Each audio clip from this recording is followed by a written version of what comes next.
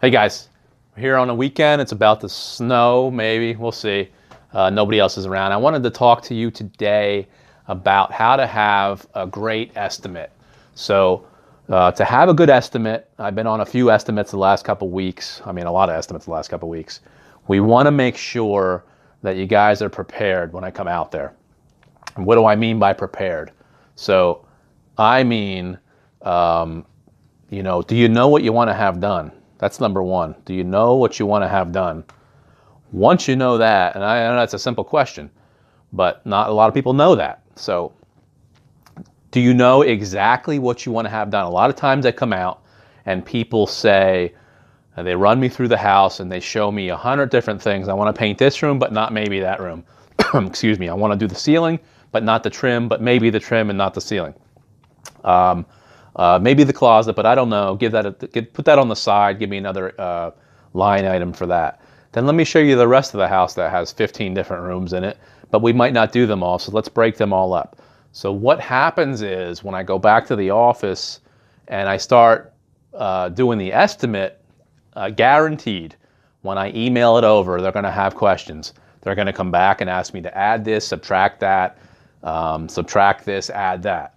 And by the time we go back and forth 10 times, things are missing. Now imagine they've had 3 other estimates doing all the same thing, and by the time one of those companies actually wins the project, the customer has all these things jumbled up in their mind, and who knows what anybody's doing. They don't know what I said. They don't know what he said. They're going to say that you said it and he said it. So it's very confusing. So when you come out there and I give an estimate on that site that time, you really should know what you want to have done. Number 2 is the person who's going to decide should be home. Again, because if not, I'll go out to an estimate and I'll see the mother, the father, the wife, the husband, the boyfriend, the girlfriend, the brother, the sister, the dog, whoever. And they'll say to me, oh, she's not here. She had to go to an appointment. Let me show you the house. It's a huge house. And the first question I have could be, oh, what about the ceilings? Do you want to paint the ceilings? And they'll say, I don't know. She didn't tell me. So, okay. So we start the game again with emails back and forth, back and forth, back and forth. Number 3 is, what are your expectations? If you're going to paint the house and you just want a color change and that's all you want and you have a specific budget you're trying to hit, you need to share all those things. Because if somebody comes into the house and you're telling me you want to repaint the whole house, and now I'm going to put 2 coats on everything, we're going to spackle everything, we're going to cover, we're going to give you the whole 10 yards, and that's not what you wanted. You just wanted a simple color change for half the price that I just gave you, but you're afraid to come back and ask because you don't want to ask if you can lower the price, but expectations were missed.